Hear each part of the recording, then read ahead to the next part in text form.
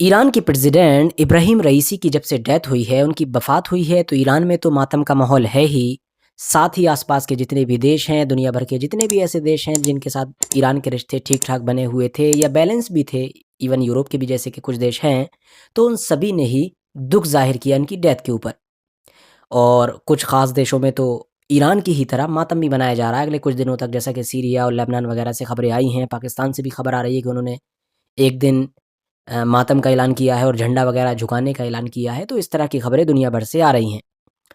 लेकिन जब से ही इब्राहिम रईसी की डेथ हुई है, मैं लगातार सोशल मीडिया के ऊपर देख रहा था और आपने भी देखा होगा, स्पेशली जो ट्विटर है, जो अब एक्स हो चुका है, उस पर भी आपने देखा होगा कि इंडिया में बहुत सारे लोग लगातार इब्राहिम रईसी की जो डेथ हुई है, जो मौत हुई है एक एक्सीडेंट में, हेलीकॉप्टर क्रैश में, उसका मज़ाक बना रहे हैं।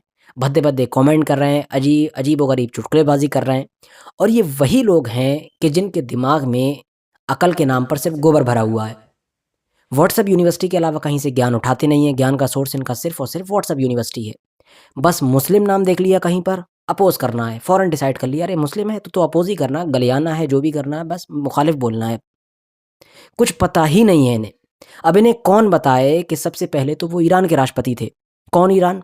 जो जनरली हिस्टोरिकली आप देखेंगे तो हमेशा इंडिया का दोस्त ही रहा है और फिर ईरान के राष्ट्रपति तो पहली चीज़ है ही, हमारे दुश्मन देश के भी राष्ट्रपति होते तो हम ज़्यादा में ज़्यादा खामोश रहते या कुछ नहीं बोलते, लेकिन ये तो कतई नहीं करते। ये एक इंसान होने के नाते कौन किसकी मौत का मज़ाक बनाता है भई?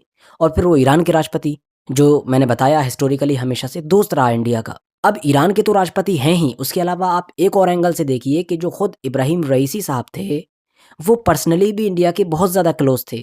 आप अगर गहराई से नज़र डालेंगे तो उनके दिलो-दिमाग में जो था इंडिया को लेकर एक सॉफ्ट कॉर्नर था। आसान भाषा में अगर मैं आपसे कहूँ तो आप ये समझिए कि उनके दौर में इंडिया और ईरान बहुत ज़्यादा करीब आए। या ये भी कह सकते हैं कि उनकी वजह से ही इंडिया और ईरान के रिश्ते बहुत ज़्यादा परवान चढ़े।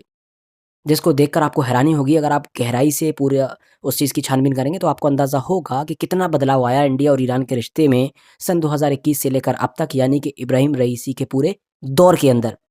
अभी जो चाबहार पोर्ट की पूरी डील हुई है, वैसे तो ये डील बहुत पहले ही हो चुकी थी, इंडिया के अंडर में आया था, लेकिन वो साल-साल के बाद रिन्यू होता था, पूरी तरीके से कंट्रोल में नहीं था। अब ये जो परमानेंट डील हुई थी अभी, जो हिस्टोरिकल डील थी, जिसने इज़राइल, यूरोप, अमेरिका सबको हिला कर रख दिया, अमेरिका को धमकी तक देना पड़ी कि हम एक्शन ले लेंगे, सैंक्शन लगा देंगे, ये कर देंगे, वो कर देंगे। ये इब्राहिम रईसी के अंडर ही में हुआ, या हम ये कह सकते हैं कि इब्राहिम रईसी की कोशिशों का ही नतीजा था कि ये जो डील थी, कामयाबी तक पहुँची, अपने अंजाम तक पहुँची। और यही वो सारी चीज़ें हैं कि जिसकी वजह से आप देखेंगे कि ये गोबर भक्त भले ही उनकी मौत का मज़ाक बना रहे हों, लेकिन ज़रा लीडरशिप को देखिए इंडिया की ऑफ़िशियली। इंडिया की लीडरशिप ने लगातार इस पूरे मैटर पर नज़र बनाकर रखी और दुःख और गम का इज़हार किया। जैसे ही हेलीकॉप्टर क्रैश की खबर आई, यानी सर्चिंग ऑपरेशन चल ही रहा था, कुछ क्लियर नहीं हो पाया था, फ़ौरन इंडिया के प्राइम मिनिस्टर की तरफ से ट्वीट हो चुका था कि हमने ये न्यूज़ सुनी, हमें बहुत ज़्यादा दुःख हुआ और सदमा लगा। उसके बाद जब डेथ की खबर आ गई, तब भी लगातार इंडिया के प्राइम मिनिस्टर की तरफ से फ़ौरन ट्वीट किया गया, दुःख का इज़हार किया गया और इंडिया के प्राइम मिनिस्टर और फ़ॉरेन मिनिस्टर दोनों ने ही बाकायदा स्पेशल मैसेज भेजा ईरान को कि हमें इस पूरे मैटर का दुःख है और हम इस दुःख भरी घड़ी में ईरान के लोगों के साथ हैं। मतलब बोला इंडिया स्टैंड विद ईरान। तो अब एक तरफ हमारी लीडरशिप का स्टेटस ये है, हमारी लीडरशिप ये कर रही है और दूसरी तरफ ट्विटर पर देखिए आप क्या हो रहा है। मज़ाक बन रहा है, क्यों? क्योंकि इब्राहिम रईसी सिर्फ़ मुसलमान थे।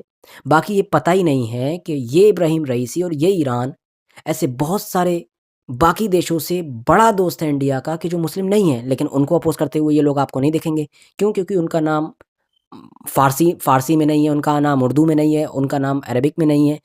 आसान शब्दों में कहें तो उनका नाम मुस्लिम नहीं है, आप ये समझिए। तो इसीलिए मैं कहता हूँ कि हालाँकि जो पढ़े-लिखे लोग हैं वो ऐसा नहीं कर रहे हैं, वो चाहे किसी भी धर्म के हों, किसी भी जाति के, किसी भी पॉलिटिकल आइडियोलॉजी के हों, ये वही लोग होते हैं जिन्हें सारा ज्ञान दिन भर मिलता है व्हाट्सएप यूनिवर्सिटी से। ना कभी किताब पढ़ी, ना कभी कोई ऑथेंटिक आर्टिकल्स या इस तरह के जो सोर्सेज़ होते हैं उनसे इन्फॉर्मेशन उठाते हैं, तो उल्टी-सीधी चीज़ें कर के इनके दिमाग में भर जाता है गोबर और उसी गोबर का जब ये इस्तेमाल करते हैं दिमाग की बजाय, तो ये सारी चीज़ें हमें दिखाई देती हैं। फिलहाल आज के लिए बस इतना ही, मिलेंगे बहुत जल्द ही एक और नई वीडियो के साथ। मेरे इस चैनल को आप लोग ज़रूर सब्सक्राइब कर लें ताकि जब भी मैं नई वीडियो लेकर आया करूँ तो आप लोगों तक सबसे पहले पहुँच सके। बाकी इस वीडियो को लाइक करके दोस्तों के साथ शेयर भी कर सकते हैं।